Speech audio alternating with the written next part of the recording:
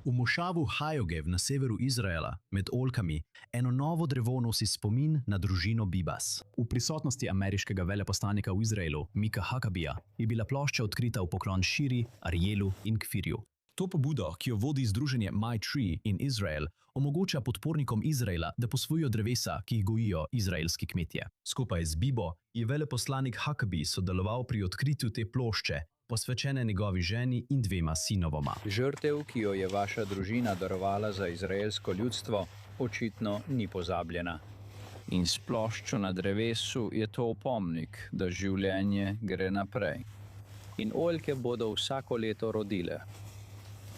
Čudovito, lepo oljčno olje, ki ga boste lahko imeli in delili, ter vedeli, da je to v spomin na Širi in vaša dva sinova. Ambasador se je nato vrnil v drevesu, ki ga je posvojil pred nekaj leti, ko je bil napis še vedno guverner Huckabee. Tablica je zdaj zamenjana z njegovim novim nazivom, veleposlanik Huckabee. On in njegova žena sta posvojila tudi novo drevo v imenu njune hčerke, Sarah Huckabee Sanders, ki je zdaj guvernerka Arkansasa. Pobuda, ki se je začela leta 2019, omogoča podpornikom Izraela, da posvojijo drevo, ki ga gojijo izraelski kmetje. Sčasoma je pobuda, ki se je začela leta 2019, to mesto spremenila v kraj spomina. Več oljk je bilo posvečenih žrtvam napadov 7. oktobra in vojakom, ki so padli v boju. Med njimi je bil tudi Rif Harush. Njegov oče se je prav tako udeležil slovesnosti in se poklonil sinu, ko je stal ob drevesu, ki zdaj nosi njegovo ime. Bila je skoraj 21 let stara. To je bil njegov zadnji dan v Gazi. To so ljudje, kot je njun sin, zaradi katerih tudi mi, Američani, ki živimo tukaj, molimo naprej in smo varni.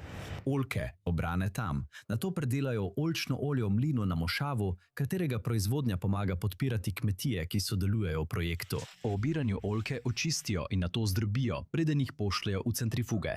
Tam se olje loči od vode in ostankov sadeža. Olje nato stekleničijo in pošljejo sponzorjem dreves po vsem svetu. Posvetitev drevesa družini ali podjetju je zelo naraven način.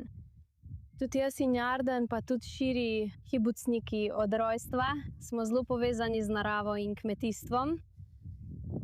Ta projekt, v katerem Judje iz Združenih držav pravzaprav posvojijo izraelske kmete in jim pomagajo, nas je zelo pritegnil in ganil, še posebej, ker so se odločili posvojiti drevo v imenu Širi, Ariel in Kfirja. Za ambasadorja Huckabeeja ta slovesnost presega zgolj poklon družinam. Služi tudi kot opomnik, kaj je 7. oktober pomenil za Izraelce. Zame je zelo pretresljivo srečati družino, ki je prestala toliko trpljenja, in videti Jardna, ki je izgubil ženo in oba svoja sinova zaradi pošasti Hamasa. Vedno me opomni, da veliko ljudi po svetu ne razume, kaj so Izraelci doživeli 7. oktobra in kaj še vedno doživljajo. In želim si, da bi več ljudi razumelo, da so bili grozljivi napadi na civiliste, v tem primeru na družino, na male dečke, na ženo.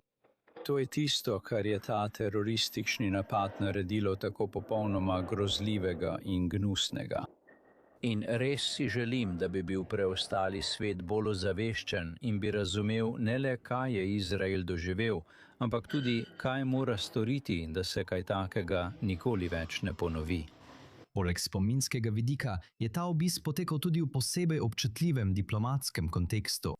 Huckabee je izrazil zaupanje v moč odnosov med Washingtonom in Jeruzalemom. Predsednik Trump in predsednik vlade se redno pogovarjata. Nisem prepričan, ali je srečanje že zagotovo dogovorjeno. Vem pa, da načrtujeta, da se bosta kmalu srečala. Ampak imata odnos, ki je izjemen.